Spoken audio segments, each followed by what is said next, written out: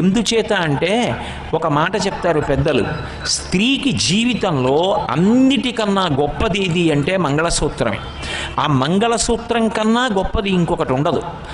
నా భర్త అదొక్కటే. మీరు చూడండి, లోకంలో పురుషుడు అనలేని మాటలు రెండు స్త్రీ మాత్రమే అంటుంది. ఈ రెండు మాటలు పురుషుడు తన జీవితంలో అనలేడు, స్త్రీ అంటుంది. ఇది నేను కేవలం పొగడడానికి అంటలేదు, శాస్త్రాన్ని ఆధారం చేసుకు చెప్తున్నాను. నేను మీ చేతిలో వెళ్ళిపోవాలి, ఈ మాట స్త్రీ ఒక్కతే అంటుంది. ఆమెకి ఎప్పుడూ కూడా ఆయన తర్వాత తాను అన్న భావన ఆమె అంగీకరించదు. ఈ పసుపు కుంకాలతో, ఈ మంగళప్రదత్వంతో మీ చేతుల మీద నేను వెళ్ళిపోవాలి, ఇది కోరుకోగలిగినది ఎవరు అంటే ఒక్క స్త్రీయే కోరుకుంటుంది. బిడ్డడికి ఆపద కలిగిందనుకోండి, బిడ్డడికి ఏదైనా కష్టం వచ్చిందనుకోండి, వెంటనే నా ఆయుర్దాయం పోసుకుని నువ్వు బ్రతకరా నాన్న అనగలిగినది ఎవరు అంటే అమ్మ